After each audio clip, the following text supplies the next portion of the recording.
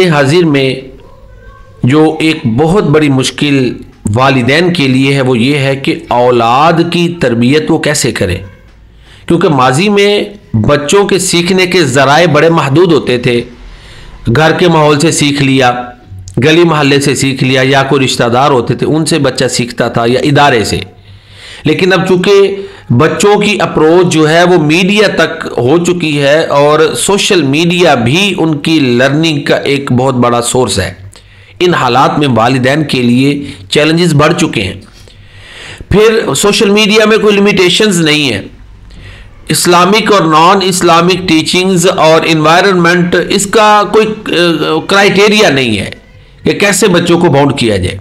तो जाहिर है मौजूदा दौर, आपको पता है कि ये मीडिया का दौर है, जितने भी हमारे ये कारोबार हो रहे हैं वो सारे ऑनलाइन, जाहिर है वो बहुत ज़्यादा हैं। अब बच्चे को कट ऑफ भी नहीं रखा जा सकता।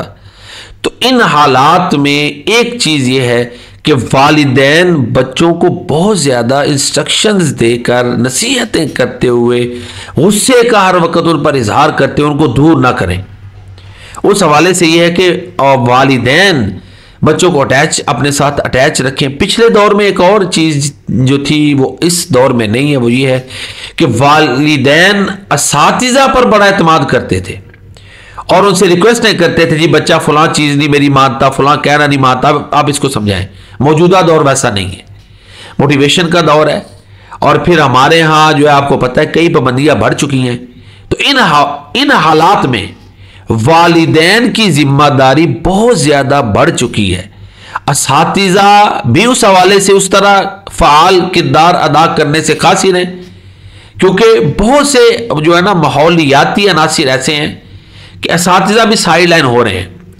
तो इन हालात में वालिदैन का ये फरीज़ा बनता है कि वो अपनी औलाद को जहाँ दुनियावी तालीम दें वहाँ दीनी तालीम का भी एहतमाम रखें, और बेजा उनके ऊपर पाबंदियाँ लगाकर सख्तियाँ करते हुए या उनको इतनी ज़्यादा इंस्ट्रक्शंस और हिदायत दे दें कि जो जिन पर अमल करना उनकी कैपेसिटी में ही ना हो, तो बच्चा बगावत की तरफ चला जाए। इन चीज़ों से एहतियात लाजिम है, इत्तदाल बहुत ज़्यादा ज़रूरी है। अल्लाह ताला तमाम मामलात में हमारा हामी और नासिर हो।